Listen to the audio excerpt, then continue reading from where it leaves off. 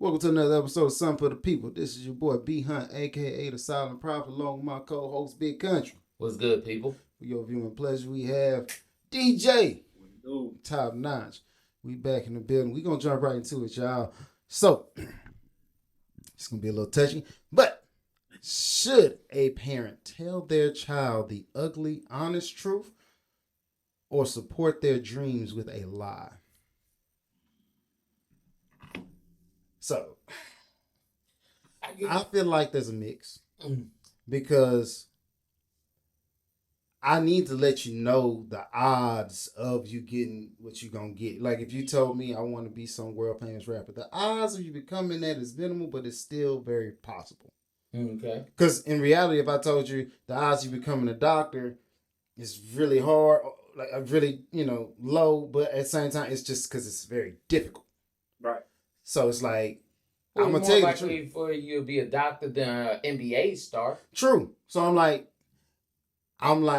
whatever I tell you, you got to match your effort. If I'm telling you that it's going to be, I'm going to tell you that it's going to be extremely hard because you need to match the effort. If you want to get it, you got to be exceptional. And being exceptional means you got to work hard. You got to outwork everybody else. Yeah. So I'm just trying to bring you to that realization. So I saw this thing online where a mother was telling her child, "You're not gonna be the next LeBron James," because she was talking about, well, you shorter and you're not predicted to be that tall. On top of that, you don't have the work ethic, the drive to do it. And she was like, well, maybe one day if he does do it, I gotta eat these words and all that kind of stuff. Because I'm like, okay, if it motivates you to be better and you can achieve that goal, yes. But when we lie to our children, oh, you're gonna be the next rapper, you're gonna be the next this. Your child suck at rap. Right. Unless your child get much better than what they are now, vastly better, they're not gonna be a rapper. Well, unless they're gonna be one of the trash rappers now. But I'm saying that there's a lane for that, unfortunately. Oh, what I would say is this. You gotta, as a parent, that's why I feel like there's a large portion of you paying attention to your kid. Because you gotta understand that for some kids, fear pushes them. Yeah. It's like motivation. It's motivation. It's either gonna be your fuel source or your stumbling block. Yeah. So when I give you this truth, is it gonna push you forward to try to be like, nah, even that won't stop me? Or it's gonna put you in a space where, all right, well, let me go find. Because either way, it's beneficial for the job. Because if my words alone can stop you, which don't get me wrong, a parent is a really, really important piece to a child's life. Right. If what I said can put you in stop you, like stonewall you to where I can't even move forward past that, then I'd rather you get that here right now before you get out there with them people who ain't got no love for you and they gonna tell you, abuse you, do y'all. I'd rather you go pick a safer route because you ain't one of them kids who want to jump off the porch. Like, you're gonna have to do stuff that, like, you gonna have to move at an accelerated pace to get what you want. When she told the kid, she told him the truth. You're not gonna be as tall as LeBron James. You're not gonna be as big as LeBron James. What she's saying is you're gonna be handicapped in the realm of resources. You're not gonna have the resources that he have, the natural abilities. So if you really want this, you're gonna have to increase your effort. And I'm looking at you now, and you ain't putting forth that effort. Yeah. So if he took it the proper way, he would have been like, my mom said, play harder or give up. Yeah. So but if he gave up, that's his be choice. No, if he gave up, that's him giving up. But you also got to know what type of child that you have. True. You know, if you have a child that takes constructive criticism well and you deliver it to them that way, then they're like, okay, I'm going to use that motivation. But you also, if you have a child that don't take criticism well and you have to talk to them a little differently, then, you know what I'm saying, you can motivate them in a different route. But sometimes being a little rough on them, it don't work for them. Right. You know. Well, I don't know. I'm kind of on that one because I'm a competitor. If you say I can't do it, I'm gonna do it just to prove to you that I can do just as good as somebody else, or I could be just as great at this. So for me, I was same way, a competitor. But if you talk to me crazy, I'm gonna shut down on you. Like it was different for me. So like if you tell me I ain't gonna do nothing, if we competing, I'ma laugh at you and I'ma do it. Why are we playing? Right. But if we like say for instance a coach or my mama or my daddy would have been like rough talking about it, I'd be like, oh, well, dang, okay. But like, if you ever played football, every football coach was rough. Like, hey, every football coach cussed you out. Some of them knew, the ones that I did play for, they knew like, okay, I can't talk to him like that because he not gonna listen to me no more. Right. Like, for example, and this is on pro level, Tony Dungy, he used a different style of motivating his players. And we all play for sports with coaches that's gonna call you stupid, call you dumb. Hey, get your ass down there and run these laps. And for me, I just used to be like, look, man, these people at home don't even talk to me like this, so you ain't gonna do it, and I'm not gonna listen to nothing that you're saying. You know what I'm saying? So the motivation and moving between kids, it just depends on the audience. You gotta know your audience. You gotta know the kid. You gotta know if they gonna be motivated by the negative things that you say or the harsh things you say, or if they're going to be motivated by, hey, look, I see I pay for you to go to this training. Mm-hmm. I see you out here not taking it serious. I need you to do what we brought you here to do. What we agreed on. Because if I'm going to pay this money or if I'm going to believe in you, I need you to believe in yourself more. Yeah. You know, so like in that light. But if I get out there and be like, you're not going to do this, you ain't going to be this, you suck, all that, kid, shut down. You know what I'm saying? You got, I take it from a viewpoint of, like, you really have to know what, one, you got to know what your child see you as. Yeah. Because it's some people who you look at what your dad do for a living and be like, I'll never do that. Like, you know what I'm saying? Yeah. So that person coming to you telling you ain't going to do it, be like, in essence, fam, you only telling me that because you ain't do it. Because, you know, you always got that one parent who hate their job, like just despise it really. Yeah. And they super talented in one lane, but they don't ever take it. And just, I'm like, at a certain point, you have to get to a point of true delusion when it comes to your life. And I know it sounds crazy, but it's true. It's true, because how do you think that some of the greatest people that we got to that point? They became delusional of what they were capable of. And it's only delusion until it's successful. The reason that it's delusional to the normal people is because they could never see it in themselves. Like, there's no way I can see that you're going to be great because I did all this stuff, or they believe they did all this stuff, and it just didn't work out. So now I got to sit back and figure out, well, it can't be me. But a large portion of it was just you. But then also we got to look at it from the standpoint, like, for example, a lot of young people say they're going to be TikTok stars. They don't need to think of a job or anything because their only job going to be is social media and stuff like that. Huh? That's delusion, and that is based on actual facts. They got statistics up saying that. But if everybody says, I'm going to be that one, some of y'all's dream never going to happen. But what's the difference of that than when all of us wanted to be hoopers, rappers, or football players? I feel like that was just poor education. Yeah. but what I'm saying is like we all wanted to do the same thing because that's what we saw as a reflection of our environment. Yes, but as we grew up and started thinking about certain things, it's like, okay, I realized where my lane is, where my lane is not.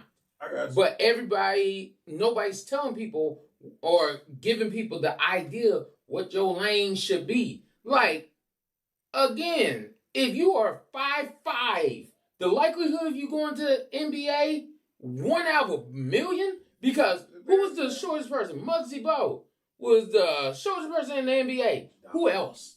Him and Earl Boykins. Like, that's what I'm saying. Wow. You got two people out of all the people that played in the NBA that were under 6 feet.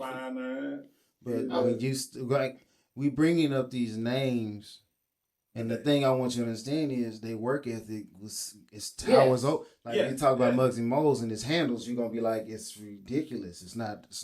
His ability to move and get past defenders is uncanny. It's unnatural. Yeah. But in order to reach an unnatural state, you got to be able to do something that people like. It's not. it's not physically possible. When you talk about people who break records, when you talk about Usain Bolt, before he did it, they was like, you can't do it because it's physically not possible. Then he showed the world, no, I can do it. And because I can do it now, you know you can do it. And now I set a new standard. Yeah. We got to push past that one too. Yeah, and then sometimes if you tell your kids the harsh truth, it does push them in a different light. It motivates them. I mean, for example, I don't know if y'all watched it, Tyler Perry documentary. His mama told him to quit. Yeah. His mama told him to stop. I don't know why you doing this. You need to go get you a regular job. And don't get confused now. We ain't gonna just throw no shade on because we ain't throwing shit. No, we're not. But because we gonna bring the context. We gonna get the context. Yeah. At that point, first of all, go watch the documentary. If you have not watched the documentary, it is absolutely amazing. She said that out of frustration because before that, she was championing her son. In fact, she had given some money. So yeah, I gave you the money. It didn't work out. And you know how it gets. Sometimes you get super frustrated. And you're just like, I'm going to say something that I should not be saying, but I'm so hurt right now because I got to figure out how to fix this on the back end that I said something that, and even she'll say it. I said something I really shouldn't have said right there. And as a parent, don't get me wrong, those frustrated moments are not few and far in between. They are constant. You're like, I keep on throwing money at this issue or throwing energy towards this, and it's just not, it ain't growing. Yeah, and I mean, I said that to say, like, as far as the negative or the positive, taking it to another level, because he could have took that and been like, dang, my mama don't believe in me no more. Let me stop doing this. But in the documentary, he technically did. Yeah. But they was like they told me to come do it again, and he even denied, like, I ain't doing it no more. Yeah. And then he was like, you know what? It ain't gonna cost me nothing to do it. I'm gonna hit this last time, and that's when it hit. That's when the seed became the sapling. Like, okay, took over. So I mean, I just look at it like this. Yes, there's always, as a parent, you should motivate your child. You should push your child. But then also, if your child's dreams, I wouldn't say if they seem far-fetched, but if it's not something they're truly giving their best effort at, that's like you saying you a rapper, but I ain't seen you write nothing down. You not Lil Wayne. You not going to start spitting stuff off the dome and think, oh, I did. If you did spit me some fire verses, then obviously you need to get into the studio, write this stuff down, try to see what works for you. Because remember, before the show, we were talking about Lil Wayne versus 500 Degrees versus Lil Wayne, The Carter. Mm-hmm. Like, Lil Wayne truly started taking off The Carter. Yeah. In The Carter. That's when he became, I'm going up. Then, now on God Did, he could say, I'm the apex. Because he is. But if he wouldn't have, if he would have been Lil Wayne from 500 Degrees, you would never been like, oh, nah, he's the apex. But, you would have never said it. But what I really want to say in relation to talking to your kids, in relation to what their dreams are, I would automatically tell you, don't so much worry about what they trying to do. Focus more so on the effort they put forth towards doing whatever they're doing. So, like, if you see, like you said, if I got a kid out here and you tell me you want to rap, but you never wrote a bar, I'm going to be like, I'm only discrediting you because you haven't put forth, you have nothing to show. Yeah. Where your bars at? Where your verse at? Where your, like, if you want to do this, I'm not going to tell you never do it. I'm going to tell you if you haven't done it. That's really, I'm just here to point out stuff. Okay, you say you want to be the best basketball player. Where's the ball? Why aren't you dribbling now? When you woke up this morning, how many shots have you shot? I'm telling you, you gotta make a decision. Is it Saturday morning cartoons or you going across the street to the gym? Which one you want? Because that's the difference. Yeah. The difference, when it comes to delusion, I want people to understand it. It's success. I'm gonna coin the term successful delusion. In order to have successful delusion, you have to have irrational thought processes. As fun as watching cartoons is or kicking it with y'all, I'm going to do I'm going to go over here because I really want to do that gym thing. And they're going and people going to be like, I don't want to kick it with him because all he do is kick it at the gym. It's the only place he is. But that's when you become the documentary when they talking about the second coming of the Dream Team, whatever. When The Redeem Team. you got the Redeem, you got Melo and Braun and all them. They going to the club, and you walking out of the club, walking in from the club at the same time Kobe walking out to the gym, and you like, wait, there's something different about how he moved. It's something different about how, okay, we practicing, but Kobe treating us like we playing a real game. It's not the same. My work ethic and drive, in order for me to be at this level, makes me a nerd. It makes people uncomfortable around. Like, I don't want to be. He's just serious all the time. When it comes to basketball, he's serious all the time. He don't crack a joke. He don't do nothing that I like. He's irrational.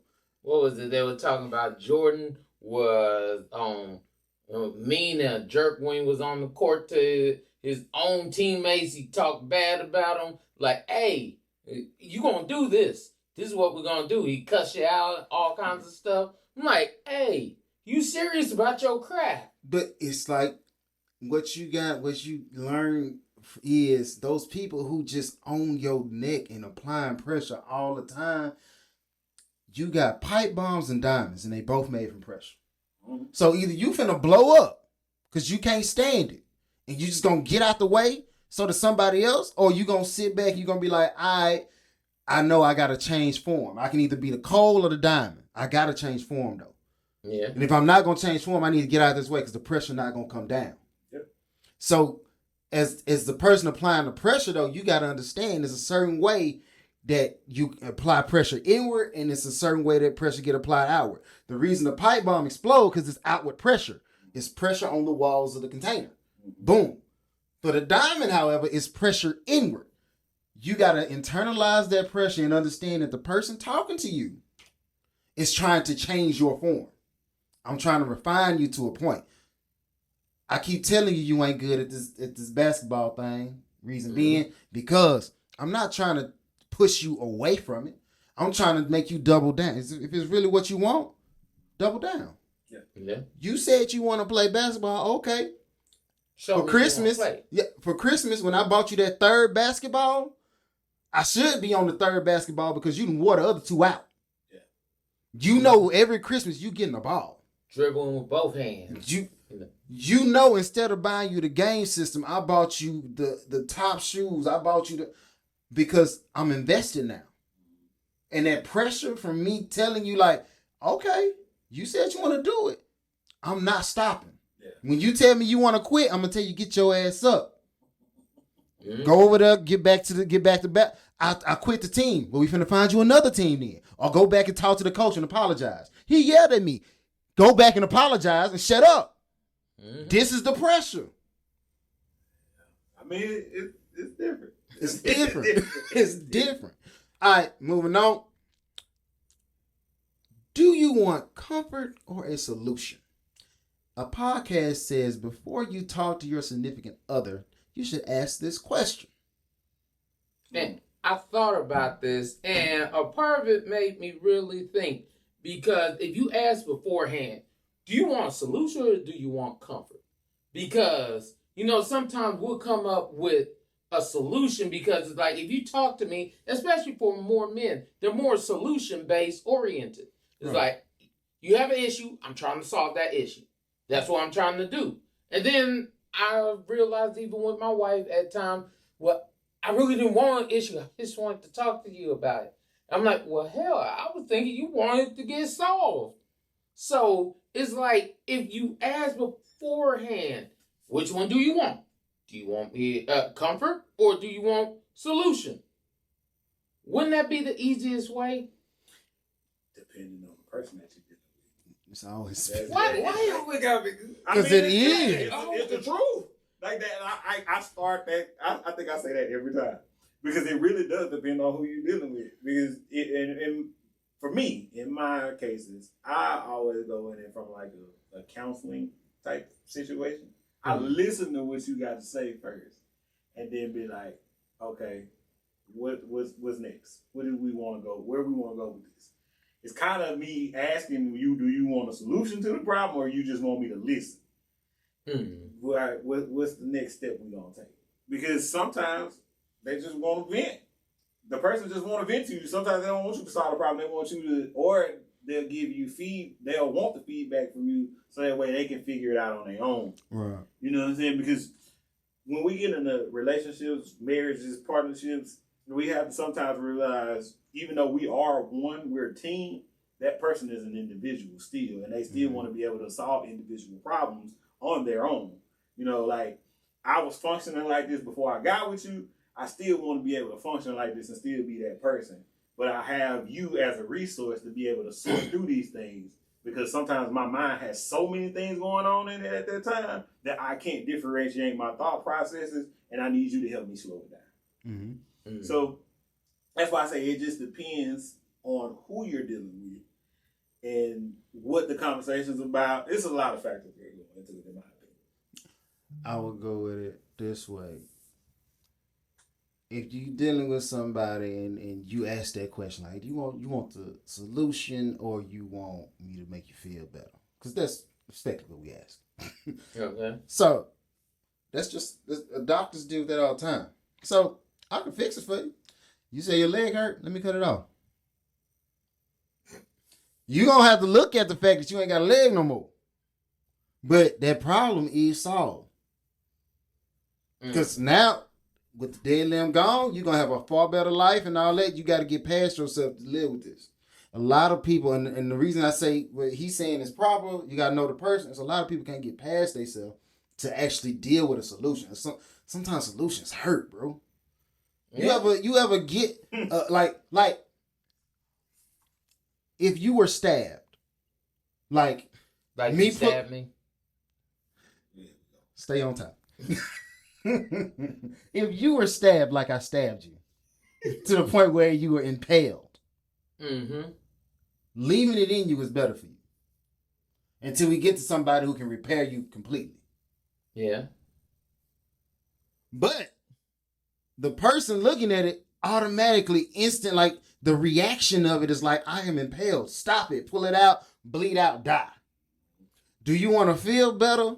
Or do you want the solution? Because the solution is leave it there till you get to somebody who can keep you from dying. Yeah. But the optics of solutions sometimes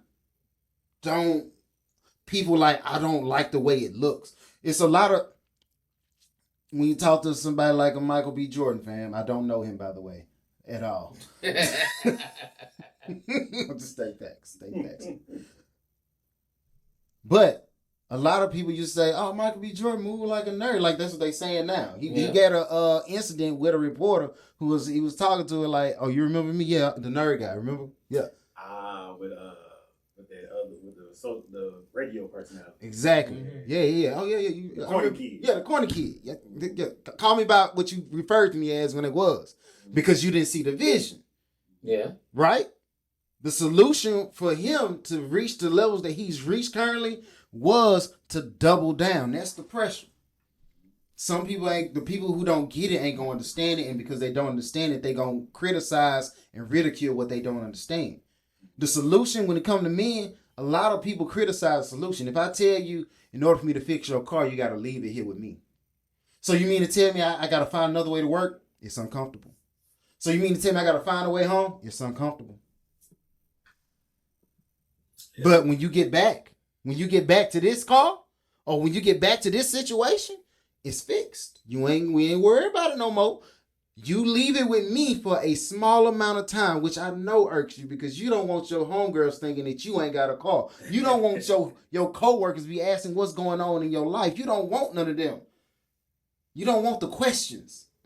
But to have the solution that your homegirls may not have, or your homeboys may not have, you gotta put in the pressure. Right. And it kind of ties back into the part of the previous conversation. You gotta know when you're talking to the person that they're gonna take it harsh, or if they're gonna take it as you coming from a loving place. Because sometimes us as men, we could be a little harsh with our reactions to things, or our talking to them, and it's part of the solution.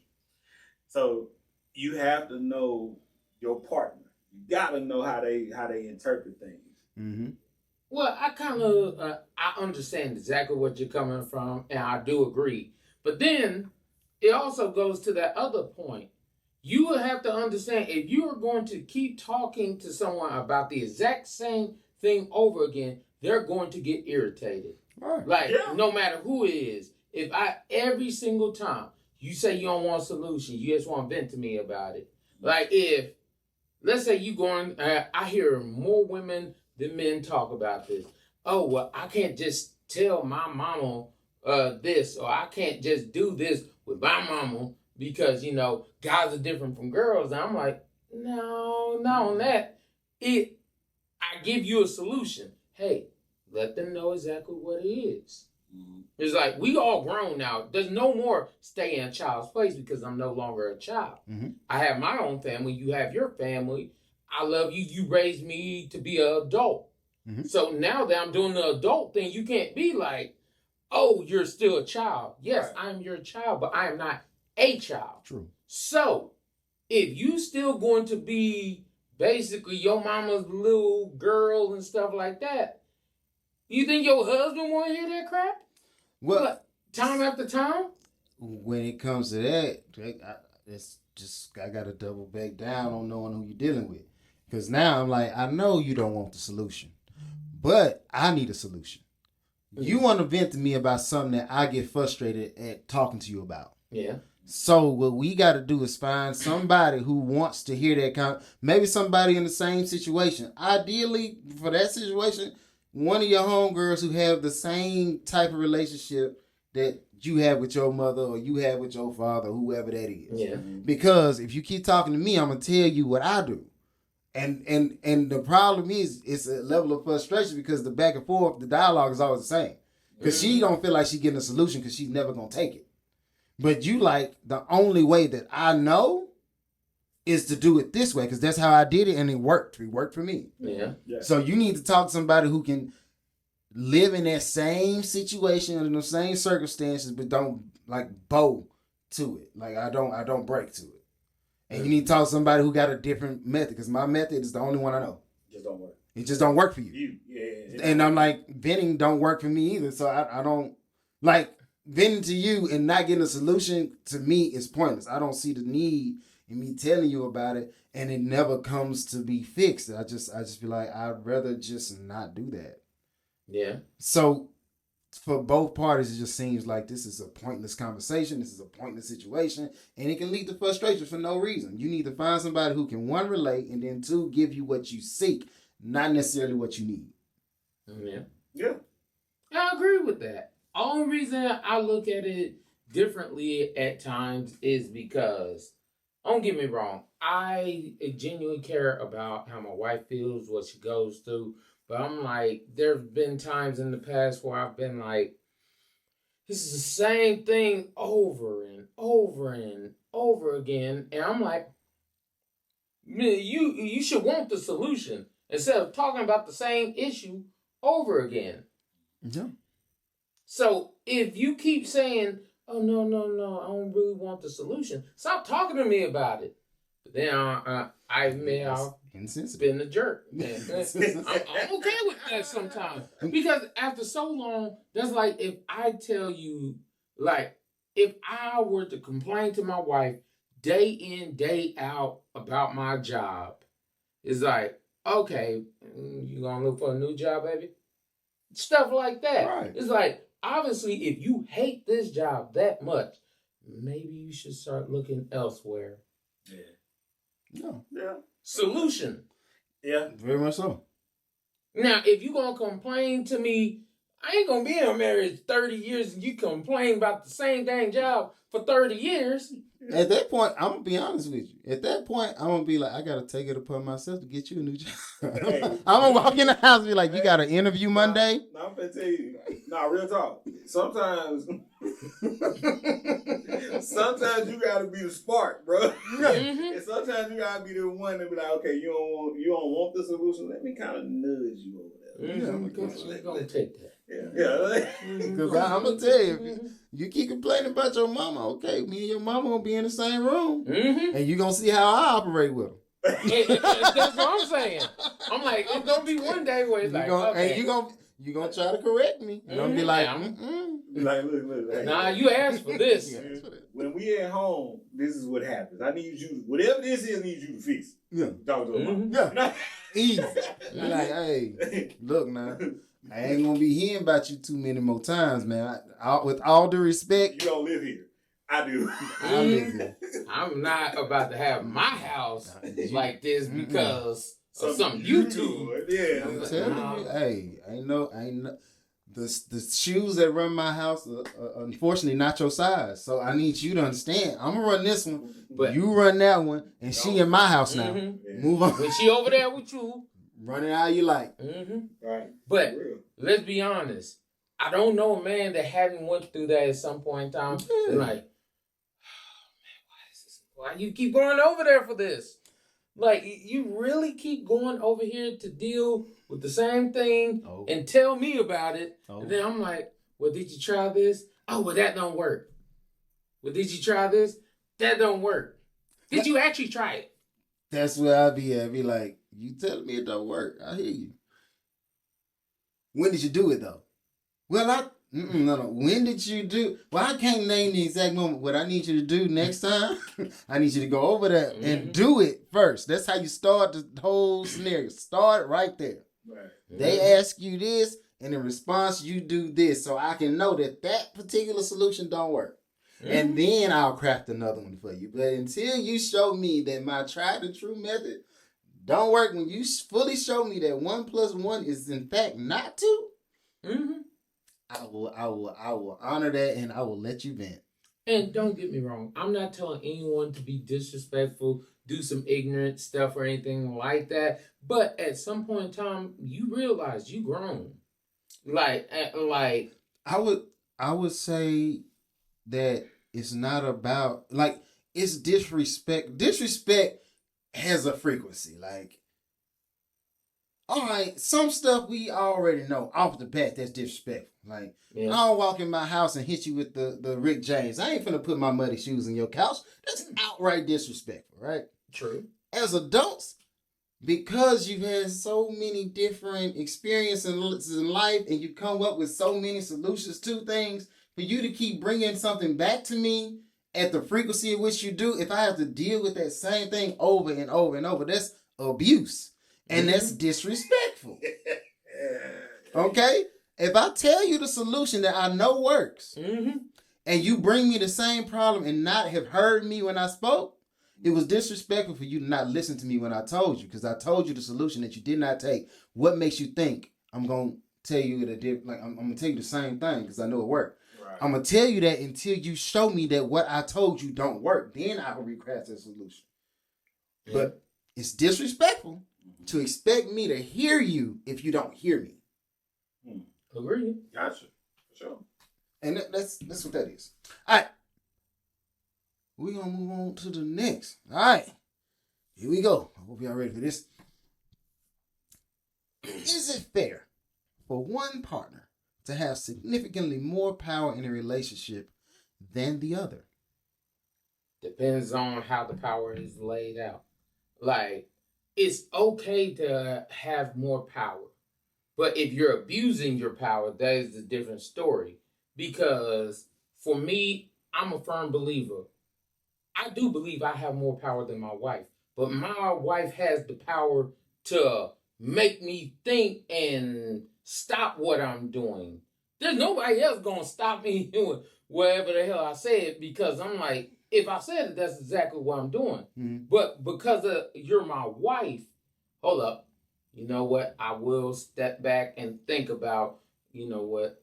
But on certain things, like, for example, when it comes to running the household, if my wife has a better way of doing it, if you could tell me a better way, I don't want to hear you tell me, well, there has to be a better way out there. If you give me the solution, that's great. But if you can't give me the solution, we're going with the way I'm doing it. Because I actually have a solution. If you have a better solution, let's go with your way. So when it comes to power, I'm like, I'm going to make the decision based off what I believe is best for my family.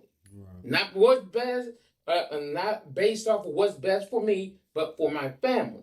Now, if you have a better way that's based for our family, not you, for our family, yeah, I'm cool with it. Yeah, okay, cool. Override. Hit the veto right there. Yeah. I'm cool with that. The question in itself, I would have to ask, even because I posed the question, I would have to ask myself, like, is this like a consistent like override power? Like, because that's the thing. To have significantly more power, I'm always a person who's gonna look at it situational. When it comes to certain things, there is situational power. If I'm in a plane and you've at least flown a plane and I haven't, it don't matter if I'm stronger, faster, it don't matter, none of that.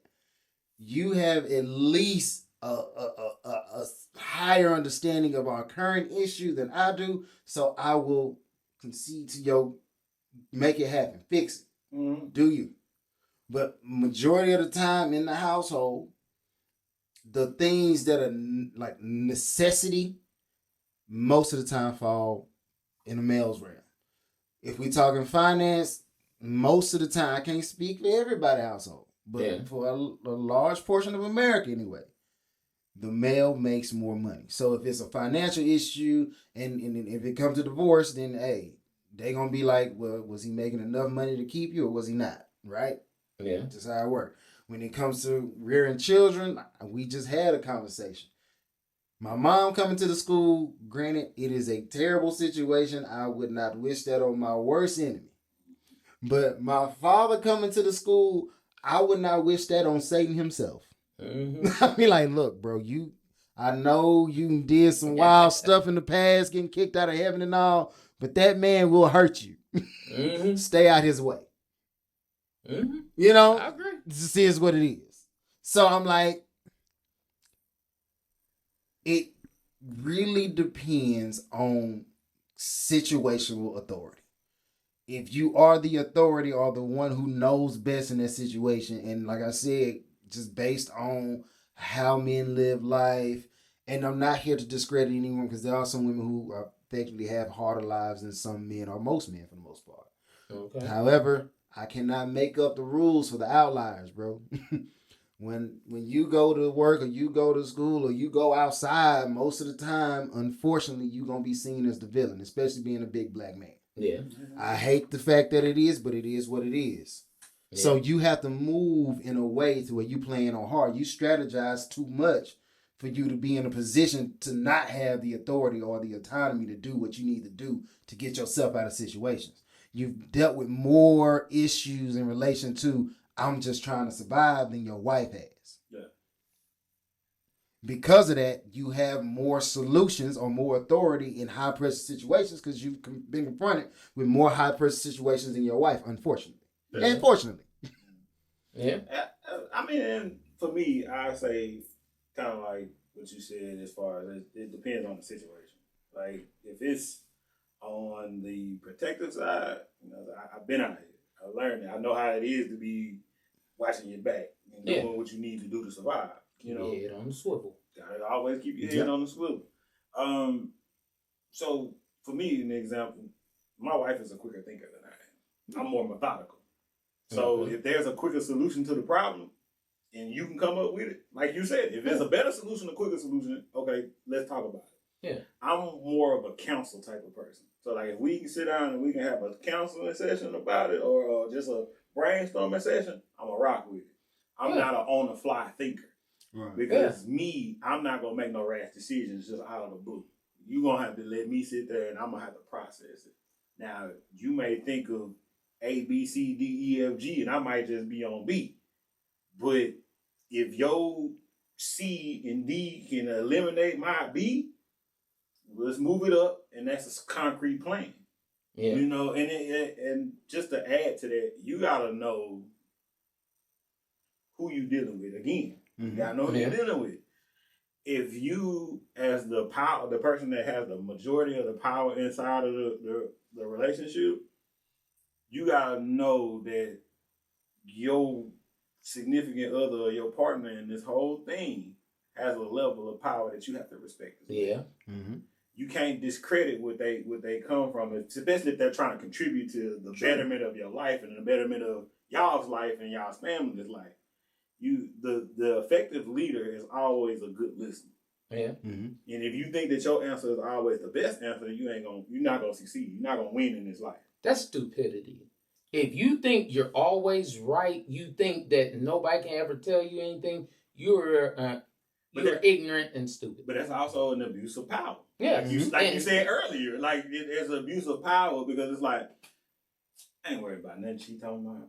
I'm gonna do this because I feel like the kids are gonna be better with this, and this. For one, in most cases, your partner, your wife might be the one spending more time with the children, so they know what's best for them. Mm-hmm. Yeah. So for you to negate all of her experience in that process is stupid. Yeah. But it's also, like I said, like you said, it's abuse of power.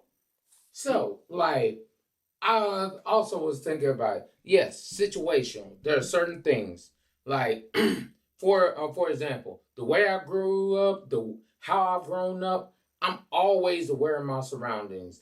I've been in this game way too long, and yes, when it comes to me and my wife, we not on the same level when it comes to being in the streets, understanding how the world truly works, kind of, and like, okay, for example. You her eyes and ears when you're outside. Exactly. like that old school saying, like, the man is supposed to sit facing the door. Why is that? Because so I can see what's going on. I know how I need to move. If I say get under this table, we're not going 50-50 on, well, maybe this should be the... No, you're going to do what you need to do. I said get under the table. Hey, if somebody break into a house, I'm not going to say, hey, let's both go find out what's going on.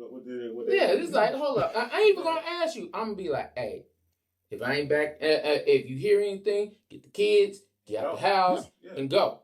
Don't look back. Go. That's bottom line. Certain times you have to have enough power to get that understanding. Like me and my wife have went back and forth little times about it because I've been like, yes, I check on my wife to make sure she's okay. Right. I don't ever have to. I don't check on you to be like, oh, well, what you doing, who you with, all that. I don't give two craps like that. I just want to make sure you're safe. Yeah, for sure. But my wife be like, well, I can't do the same if you were. And I'm like, what would you actually do? That's where it comes down. Like, what would you actually do? Because if it was me and my wife was like, hey, I'm over here and somebody, you think I'm not going, I ain't even going to put my shoes on. I'm on the way right now. But so how it worked, because, my wife, she used to work at a company. She currently not working. But I was, at the time, working at a hospital. Mm-hmm. If my wife had called me and I'm at a patient's room doing something for them, like working on their AC or getting their stuff right, and she had told me, hey, I need you here. Like right now. At that moment. Like, I'm gonna inform my boss. Mm-hmm. My boss ain't gonna stop me. I don't care what you talking about, bro. You already know I'm gone. And because he a man and he know where I'm coming from, he like, there was no need to. If I told Bryant to stay, he ain't trying to hear that. It's not either. Happening. Yeah, and he too valuable employee because he come here do his thing. So I don't want to fire him. I need to let him go because that's gonna happen. Yeah, one way or another. It's happening no matter what. You have no control here. Yeah. And that's why I like when people hear power. Some people always look as, oh, you want to have so much authority and rule over someone. I'm like, no. I don't get off with the whole power. Oh, I want to rule you. But you know that is a part of a culture that does not prescribe to who we are as people. True. We don't feel like like in some cultures, they feel like they own their kids, they own their spouses. Mm-hmm. We don't own none of them. We we're not property. Right. But in some places, that's their thought process, that's their mentality, and that's a part of a culture that's been pressed on us as a whole, as a society as a whole. Mm-hmm. So when people have this thought process of power, It's I'm going to dominate over you no matter what the situation is. And so for me, the reflection of power, that definition of power is misconstrued because of the way that a culture or a society has been introduced to us. Mm-hmm. So that's why, like, when people be going on back and forth about the power, the dominance, and all this, we throw it around in so many different things. When we talk about sports, it's a dominant player. He got so much. He has the power, the influence to be able to dictate this, and this. When we talk about animals, it's a power. That lion has a lot of power. Right. He's dominant. He's fierce. You know what I'm saying? But when it comes to people, and we use that, they put those aspects, those traits on people, and try to use it to manipulate their way of doing it. Mm-hmm. See, but one of my things is, like, no matter how you look at it, it's always been there, but people keep trying to twist it and change it to their own will. Like, even biblically, as a man, when you get married, you like, God's going to look at me on how I treat my spouse and what I do with my spouse. And that's why they always said the God, man, woman, child. But there's so many people like, no. We hear 50-50. No, because honestly, God's not going to judge me like, oh, well, you and your wife were right there together, so y'all get the exact same thing. It's like, no. I mean, if you look at the way that you put that construct, that structure, if you the head and she right here, she's the guy. Yes, she's the neck. She's making sure the head can move. Yeah. But see, if you look at it from the dominant power structure, I'm moving my neck no matter what. Yeah. Even though I am the head, I'm still moving my neck, and I'm gonna move the torso, the body. Everything. I'm moving everything. But in that power structure, and because people take that biblical sense and twist it to their own understanding. I'm the head, and everything I say gonna go because I got all power. I'm all this. But and in some places, some people treat themselves as gods because I'm everything. Yeah. And everybody else around me gonna do what I tell them to do. Yeah. But see, and I really hate when people try to use the Bible and tweak it and twist it just to win and stuff. It's like a lot of men do it because it also biblically says if he is following God, then you should submit to him. Not if he out here wilding out doing the craziest thing, doing all the stupid things in the streets. But if he is following God and God is his head, then obviously y'all should be on the same path. But see, and in that case, your wife would be, or your partner would be willing to follow you if you're operating in that context. Yeah. You know, you have to be a willing, being subservient or being submissive. You know, those are terms that people hate because they have a lot of negative connotation to them. But that's because people twist. Yeah, exactly. You know, because we also got to. All right, let's get anatomy right first. So, God, man, woman, child, right? So in that situation, God dictates how you move. Yeah. Right? He's if you focused on the word and how he leading you, so that would make God the head. We all agree with that, right? Yeah. Agreed. So then that would the head of life. You right. know what I'm saying? And in turn, that would make you the neck. So God is the one who's gonna be steering this ship for us. I need to make sure I'm just turning the head, and when I get to this issue, I'm turning towards it. So I can put God first. I'm gonna come in, get it done. The wife would, in essence, be the body, fam. Yeah. So I've turned and I've looked at it and I put God with it first, and now I'm like, whatever I do from here is gonna affect the body. Yeah. Right. And the body is the purpose. Right.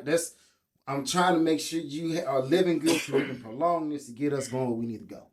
And then you got your children. Children would represent the feet and the legs. Reason because that's a lot of the reason why people move the way they do. Like, I want great neighborhoods for my kids. They push me to be like, nah. if I want my family to be a God-fearing and following family, I need you in the best situations. And that's so. With that being said, when it comes down to men, in order for you to run a God-fearing family, from my lens, I can't speak for the world, and I do not wish to be considered any form of reverend of no sort, because the pressure that comes with leading your flock. I got my flock, and don't get me wrong, I do lead them. But it only consists of 3 people. You know what I mean? And they're willing. And they're willing to to participate. Yes. Yeah, they're willing. That being said, if you wish to lead a family that is God-fearing and focused on making the best of it, then you as a man have submitted to the idea already that you are not the head. You represent it, and it can feel like you the head because every time you move, the head moves. So it gives you that false perception. But I follow these guidelines and live my life, and I guarantee you there are things that people who, I tell you all, if you want to live like I live, or if you like what you see when you see me, understand what I believe first. Yeah. If you understand what I believe, then you can really come to terms with the reason he doing what he doing is because he's a God-fearing man. Hey, God first. Mm-hmm. Physically, I know I don't run through brick walls, fam. That's going to hurt a lot of people. But the person I believe in can just make the wall disappear. So, I don't have these issues. That when I come with my solutions are based on my religious, moral constructs first. Like, hey, I ain't the solution I come up with, I don't want to violate nobody down the chain. I want everybody to be comfortable with the solutions that I come up with. Yeah. Mm-hmm. So, I'm talking. And the fact that it's supposed to be healthy for all. Like, if I'm doing something and it benefits all of us, it helps all of us, that should be the way it goes. Now, if it's only benefiting you, that's when it gets to that point where it's toxic. Like, what the hell are you doing? Like, it's abusing authority. Yes. And then there's going to be a lot of rumbling inside the castle. What I'm saying is, when it comes to you, thinking that you the head, if you really just put yourself, I'm just fully the head. Like, you head of your household, I'll give you that. Head of your life, nah. Yeah. Regardless. Overall, we all understand that sugar tastes sweet. To the head, the sugar is the most amazing thing because it sets off all the taste buds and everything. It gives you that dopamine hit, the mind get the sugar. The smell of sweet things hits you different. The taste of it hits you different. But the havoc is wreaked in the body. Yeah. That's when your shirt and your pants sizes go up 2-3 times. Mm-hmm. And if you can't get the head right, if I can't get my head right, the body, the feet, the circulation gonna be bad. The waist gonna be bad. Body parts, all kinds of stuff. Kidneys start shutting down. You kill the body servicing the head, but if you use the head properly and start with the mind, hey, I need to think about this better because I know although it smells sweet and it tastes sweet and it give me a dopamine hit, it's gonna hurt me because it's gonna hurt the people I love. It's gonna hurt the things that I want. Yeah. Right? Because it's doing that, I'm gonna bypass that. I know I want it. I'm gonna have the will and the reserve to say no. Let me get this over here that I know good for the body. Agreed. You sacrifice yourself. You sacrifice things you want so the others that you really want to have stuff can. That's how power should go. I'm gonna end it with this statement right here because I know you want me to.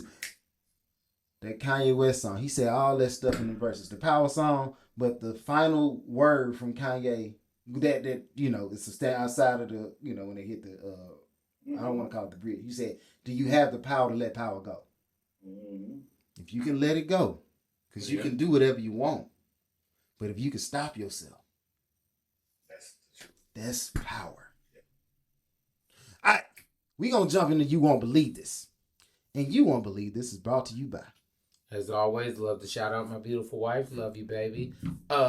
Check out her product lines. Yanni like mine, Tracer like mine, Wasted Desires. You could go wasteddesires.com. They have waist beads, anklets, bracelets, thigh chains, all those different things make your body look nice. Sorry, my mind just went blank for a second.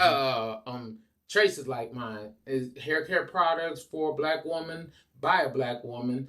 Actually, she has stuff for men too. She has beard oils. She has different hair oils for men too. Y'all check her out on Facebook, Instagram, all those kind of things. And then you have Yanni Like Mine. Yanni Like Mine is, ladies, if you do not know what your Yanni is, look it up. It does not clean itself. Also, before I go, y'all check out her track team. Her and some other people have gotten together. They have a track team called Arlington Elite Wolves. I'm going to have to get all that information for you. If you have a young person that is trying to do track and field and things of that nature, y'all look them up. They're actually have a website up now, Arlington Elite Wolves, and check them out. Top notch. Shout out my boy Bryant, Artcotix, Fort Worth, Texas. Also go check out We Talk Mavs, everything Dallas Maverick related basketball. Check them out. And that's about it. Top notch. Tyler Bailey, luxury clothes by a luxury guy. I don't have to tell you it's luxury. I've told you 100 times. Just stating facts. Look, I mean, literally, I got the track record to show it 100 times. Outside of that, D-Mac, he's a barber. You should see him. I see him. I should really see him. I'm really thinking about going bald, though. I'm letting people know that right now, so don't be surprised when you see no hair on his head. Everybody, look, bro, I'm at that age. That's what bald you ain't is. Even 40. Bald. I'm already there. Bald y'all is. Don't know, but I'm there. Bald. Both of y'all. Y'all talking about look, bald. Bro, bald for us is the new. That's the next phase. That's how I get that. Like, that's the look for me. I'm sorry. When Denzel did it for Equalizer, it just set the tone. Ain't nothing, when Morris Chestnut did it, it set the tone. I'm just following the natural progression of young, black, handsome men. That's just where it is, bro. I'm getting a little facial hair, almost enough to where I know I can let it go. I'm just stating facts, okay? But D-Mac, he's a barber. You should see him. I should see him. My cousin Mike, he does podcasts. He gonna get back into the space. At least that's what I've been informed. We gonna see. But it's wiggly if you're looking for him.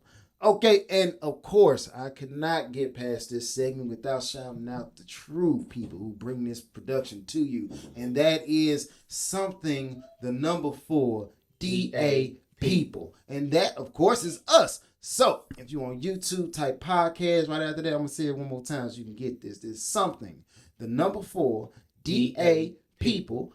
Podcast is going to minimize those searches. Those bring us up a whole lot quicker. If you wish to leave a rating, 5 stars, please like, share, subscribe. And if you wish to leave a comment, which we hope you do, because what's the people without the voice of the people? You got to be the voice. Leave those comments. Let us see what you see or what you thinking, because communication is a two-way street. Me getting on here, he getting on here, and he getting on here and just telling you what we think is it's good. However, when we can gauge the minds of the audience and hear what they got to say and respond to that, it makes the overall better experience for everybody. One thing that everybody wants is to ultimately be heard and be understood. And we are a podcast that seeks to understand its listeners. All right. One more time for the people in the back. That is something. The number 4. DA people. Podcast. We everywhere. All right. You won't believe this. T.I. and King Harris get into an altercation about King's upbringing and him pushing his mother. So, like, the questioning of the upbringing, one thing. Now, when the mother pushing, that's how you lose. That's how Marvin Gaye lose his life. I'm just saying. You messing with our own family. Come on now. You understand what we doing. I get it. You may be upset and you may wish for people to see your lifestyle in another light. And I do understand what he's saying. When people reach a certain monetary status or celebrity status for the most part. Because sometimes they don't really have the money for real. When they reach that status, we as people who haven't reached those heights start to put things on them that may or may not be true. Okay. So it's like you might have had an upbringing that was very similar to mine, to where you had a lot of issues and things not being heard or physical altercations or whatever it might be, just because people have a perception of you that is not true to who you absolutely are. That being the case, I ain't even gonna come at you left about that, at least not for this statement. Later on, but the one thing that I don't care on what spectrum in relation to your wealth or status or whatever it is a well-known fact that you do not touch your mother. Like, it just don't work. In any way. And I can't get upset with T.I. in any way about his reaction. In fact, I want to commend him on the fact that his son ain't in some form of a hospital seeking some sort of medical assistance. Because you put your hands on your mama when you got of age. You understand this. You at a certain point you pushed your mama, and that's disrespectful to you. But it's a higher level of disrespect for somebody. I've been here with your mama before you, and in that case, if you'd have touched my wife, I'm gonna be here with her after you. Mm-hmm. So, like, I can't tell you what to do in your house. However, I would hope I raised a quality human being who wouldn't touch his wife. But if I ain't gonna touch my wife, bruh, I'll you might well put an X, and that's where the body lay messing with mine. So, like I said, when it comes to T.I., I have no issue with how he operated. And if y'all think that's toxic masculinity, so be it. The men that I deal with protect their wives. Yeah. So, even from their children. I protect you from the world, and I'm sure never going to protect you from something I produced. So, they need to respect you to a level. Granted, I don't know if you can respect her to a level that I do, because you just ain't put the time in. However, you gonna have to respect. If you do have some discrepancy with your mama, look, you need to understand who I am and what I will do to protect mine. Well, I guess for me, from the start to the end, I agree with his dad. I never had to go through the same thing my dad did. My dad told me about a lot of the things that he had to go through. They got whooped for asking for Tylenol and stuff. I'm like, man, that's messed up. It was because I guess my grandfather, Mr. Willie Sr., he didn't play none of that. Like, they had goats and cows and all that stuff. They had to do that. My dad told me about a time where he bought a motorcycle with his own money, and my granddad made him give it back because he said, no, you don't need to have it. My dad went through so much stuff with my grandfather. He dropped out of high school and went off to the Army and got his GED in the military and did that to get away from my grandpa. So I'm like, there's certain things I can't say that I went through. And I know there's certain things that my dad hadn't even told me about things he went through. But I'm not going to sit here and say that I had it harder than my dad and all this stuff. Oh, talking about my dad beat the brakes off of us, but this is what when did you come to this realization? As you became a man or in your youth? Because a lot of times when you in the situation, like as a kid, life could be considered hard because that's what you know. Like, I can't look at it and gauge it from my father's perspective until I look back as a man. And in retrospect, when you tell me these stories, I can see it like, oh yeah, like I would have hated to go through that. But it takes a level of self-reflection that I don't feel like 18-year-old Brian Hunter would have had.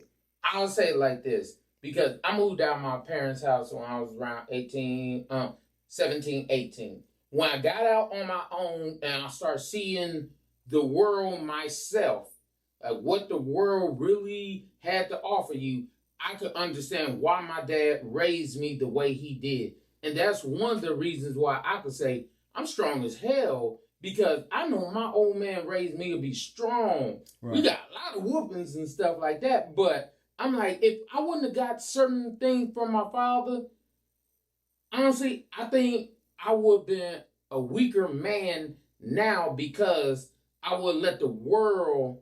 Because there's been things that I've been through that most people have been like, nah, I would have checked out a long time ago. Right. Like, you gotta understand, I've been through a lot, but my father raised me a certain way. With love and resilience. Yes.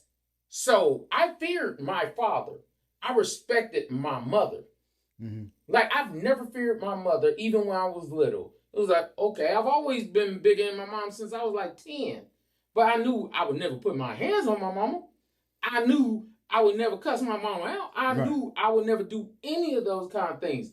Yes, I know my mom slapped me. Yeah, it really didn't hurt. But I'm going to fake like it hurt or something. Yeah. I'm not going to disrespect my mama. But for this young boy, because I'm like, yes, you could say, oh, you're a man because you turned 18, but you're not a man because you're not out here with responsibility, taking care of life.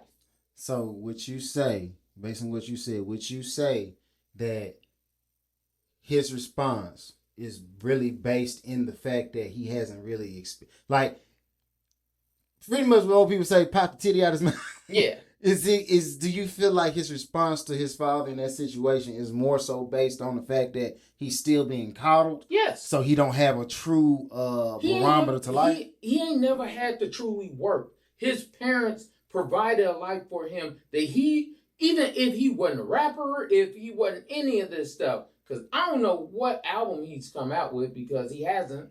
But again, even without him doing all that, he was already taken care of from the time he was born to the time he turned 18. Like, he's been taken care of his entire life. He does not, unless you just had to be that person, because there's always that one dude, like, I want to go there just to say I did it. Like, his dad even told him, you never have to wake up with no roach on your face, slap a roach or nothing like that. But that's what I'm saying. See, these stories be so outrageous, especially at his age. That's why I said, I feel like once he gets of age, like a true, I guarantee you, by the time he gets to 25, he may even go back and apologize about that whole situation.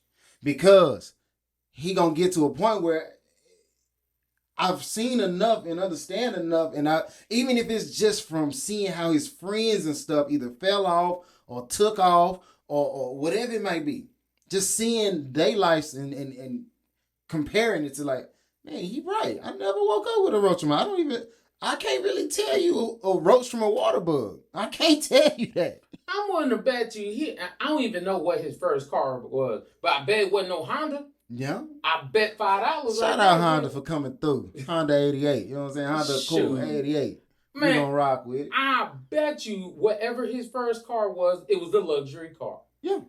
So if you have a luxury car, you know you haven't dealt with certain things that the regular average folk dealt with. I'm gonna tell you like this. If you ain't ever rolled down the street, your car broke down, you get out and you put it back on the road, you ain't felt like I felt. Mm-hmm. You ain't felt like I turned the key, AC don't work. First of all, it's cold.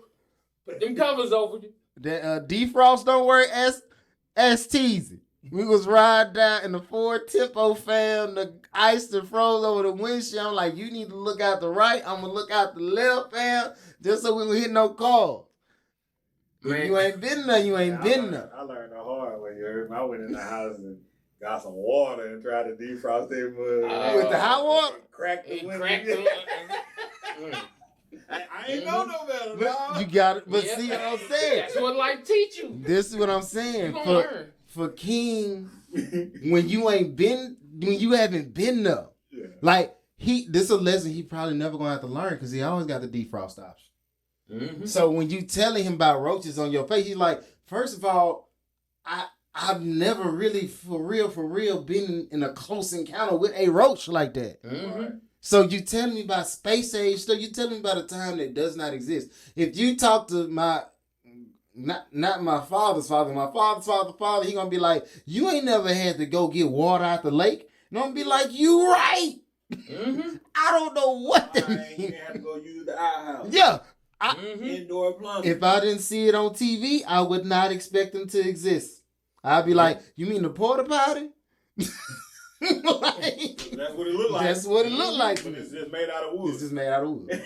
But that's just the thing is, there's certain things that you will never have to experience that your dad experienced. Right. And so I hope my children will never have to experience certain things I didn't. Because that's the idea of this whole thing. But he over here trying to be like, nah, I won't say this because I was telling some people the other day, the idea is people want to get stripes for crap that nobody wants stripes for. I don't even want to have to deal with roaches. I don't want to be in the hood. No. People from the hood were like, man, I'm just trying to get out. But what people got to understand is this. When it comes to life, it's about, in order to be better, you have to stand on the shoulders of the people before you. Yeah. So he want to be like, no, I want to discredit what my father did and go back and get all that. So then when I say I did it on my own, a smart man ain't going to ever tell you I did it. I ain't ever did it on my own. Don't get me wrong. Has it been hard? Yeah. It's been real hard. But I had a foundation and my father built the foundation. If my grandfather was under the sea and my father finally got us above and holding afloat, I'm glad to say I built my ship on the land. Like, and if you ask me, well, you ain't gonna ever be the person who got it out the mud. Yeah, I had somebody who he told me what the mud was like. You already dug the ditch. You dug the ditch, you did all that. So now, don't get me wrong, I do feel like it is really important to pay homage to those before you. Yeah. And be like, yeah, he did get it out the mud. It is also very important to understand what it took for them to get out of the mud and sustain yourself on whatever foundation you got. Yeah, for sure. So that you can pass that information forward. So my father brought us up and brought us sea level doing this. I took us and put us in a boat by doing this. So if you need to go back, that's the blueprint to get us out of the water. That's the blueprint to keep us afloat. And this is the blueprint to build us a ship. Now, what I need you to do is take us from this little rowboat that we got to a yacht. Build a yacht. Don't try to get credit for that in the past. Because nobody looking 3 generations back to the person who pulled the water out the lake. We looking at the person who took it and turned it to a faucet. That's who we looking at. And we need you to understand, how am I going to pull water from thin air? Where we going to get that from? Is that you? Build your legacy on your legacy.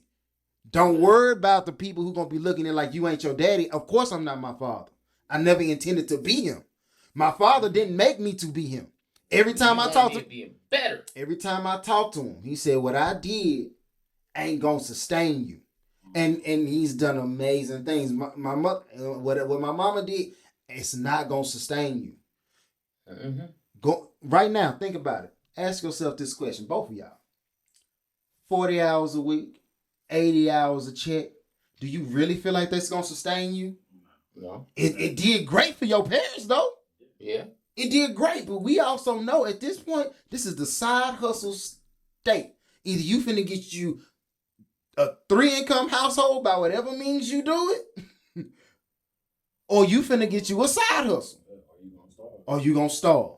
Yeah. If you thinking that you sweeping floors and moving from mopping to doing the fries is gonna be beneficial to you now, stop playing yourself. Don't get me wrong. Yeah, your daddy might have made the fry cook, but you need to get to manager, young boy. Yeah. You gotta push the envelope. You always gotta push it forward. So stop trying to live and receive those accolades. It is more of a status symbol for your father, for him to be like, I ain't never had to do that. The one thing I want my kids to tell you is about the shit they didn't go through. That's what I want. When you talk, when you talk to Ethan, I want you to be able to be like, nah, I don't know what it's like to wear Payless shoes.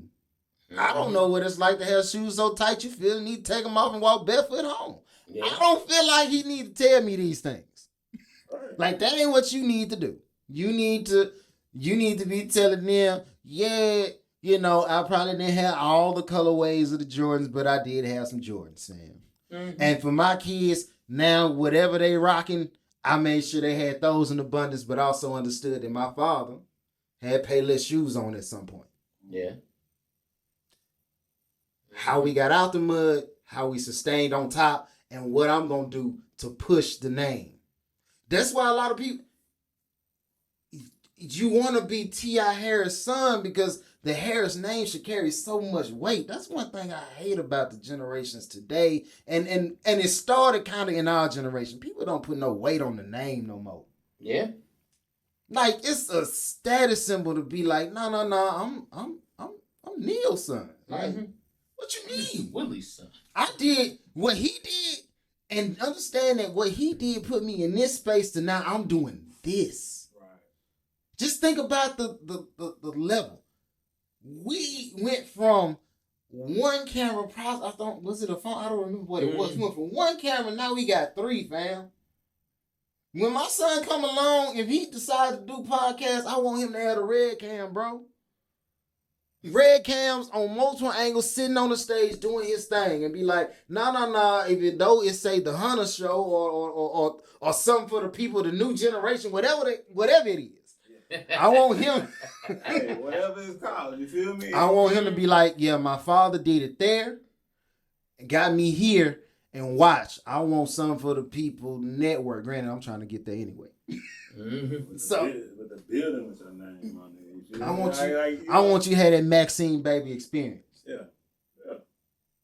Like, hey, the name is the name. Who gonna have it? His son gonna have that experience for sure. Yeah, guaranteed. Guaranteed. Take what I built and build on it. Yeah. You know, and you pretty much done wrap this thing up. But I just want to say with him, there's something else that's in there, because if you listen to his other kids, because I think Damani did an interview talking about the situation as well. He said that he felt like his brother used the wrong choice of words and the wrong way of going about how he feels about this situation. Okay. If you look at it, the rest of them kids are kind of quiet. Yeah. It's something that's different with King. There's something different there, because the money, he altered himself. The other kids, they alter themselves. Even Zanique, she off doing her own thing. It's something different about this one. I feel like there's kind of maybe an underlying issue there with him. Not saying what he did was right. No, by no means. But I think there's a little more there to something with him. Right. No. You know what I'm saying? Let me ask this question. And this is, I'm trying not to be insensitive. Would it be because he's albino? Is he albino? He's the only one that's albino. I don't know if it has to do with that. I think it's more of, sometimes at that age, you have an identity crisis still. Some people think hell, that everybody else, your younger brothers, older brothers, and sisters, and everything, it's just you. Yeah, but they I think they might be a little different because they all quiet. If you really think about it. Granted, I haven't seen the Damani situation, but I have heard Damani's music. That's a 360 from T.I. Totally different. So Damani, when it comes to identity crisis, he figured out how to push the book. No. We ain't trap rap no more. We intellectual. We speaking a little different language. Yeah. So now you got King back doing, and I'm trying to, how I want to push the buck is through trap rap, but I ain't really. You ain't a trapper. You ain't never been a trap. You know what I'm saying? So it's like everybody, I feel the other kids are quiet because their identity crisis might be at its end. Like, I'm done trying to figure out or trying to live in that shadow. I got a new life. I'm trying to be daddy. I'm trying to be daddy's product. I accepted the fact that he built the land. Mm-hmm. I'm going to establish my civilization on it now. Yeah, because see, what sometimes with us as people, we always think that we have to outperform our parents by discrediting everything that they've ever done, erasing them from the books, because that's the only way that you're gonna respect me as an individual. Because especially if you got, so say for example, let's just say Bryant make it to the league. People gonna expect for him to erase everything Bryant did. No. They don't expect it because of who you are. But how you carve yourself out into your own lane, you become a player that's vastly different than your father. All right. Or even if you have some similar traits to him, you enhance them, and it's like, okay, our legacy is we are a multi-generation stars. We're multi-generational stars. Just like Dale and Steph. I know we talk a lot about sports on here, but those are the examples. This is what we do. Dale was a shooter. Steph took it to another level where he's arguably the greatest shooter of all time. Yeah. He surpassed where his father went, but not discrediting or erasing anything that he did. Right. Mm-hmm. So much so that their numbers are exactly the same. Dale Curry wears 30, Steph wears 30. It's a Thomas thing. Here we go. You put me in this position, Pop. Watch what I'm finna do. Yeah. Watch where I'm finna take it. I'm finna take it to a whole nother level to where now, if anybody comes behind him inside that family, because he has a son too, if he decides to do it, hey, this is the blueprint. Mm-hmm. Grandpa did this, I did this. I'm gonna need you to do this. You do this, and if you don't do it, you carve your own lane in the world, and you still leave your impact. Yeah. Yeah. So that the name holds the weight. The name holds the weight. That's I feel. You got anything else you want to add? No. You know, if I go off again, we might be here. Yeah, I know. That's what. Wrap it up, B. All right, cool, B. What movie was that? Wrap it up, B. All right. I don't remember. This has been another episode of Sup for the People. Y'all be easy.